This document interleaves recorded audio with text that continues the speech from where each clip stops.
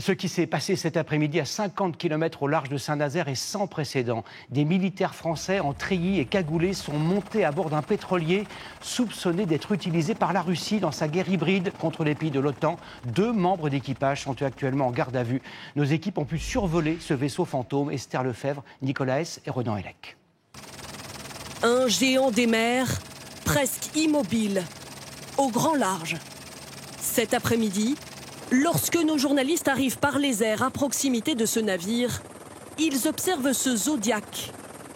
Des militaires français sont en train de monter à bord du bateau.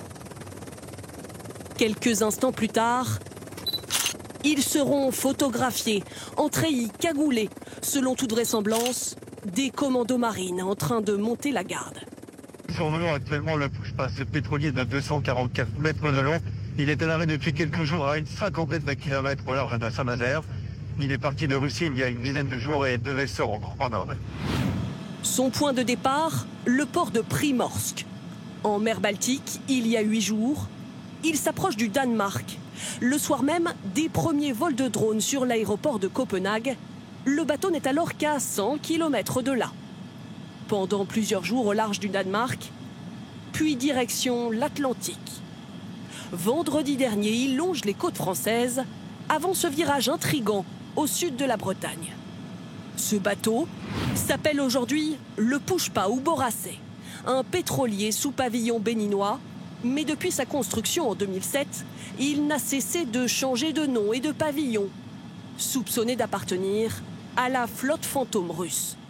Même si, à première vue, rien d'anormal, selon cet ancien amiral. Une cargaison sans doute aux 3 quarts, la ligne de flottaison étant marquée par la peinture noire.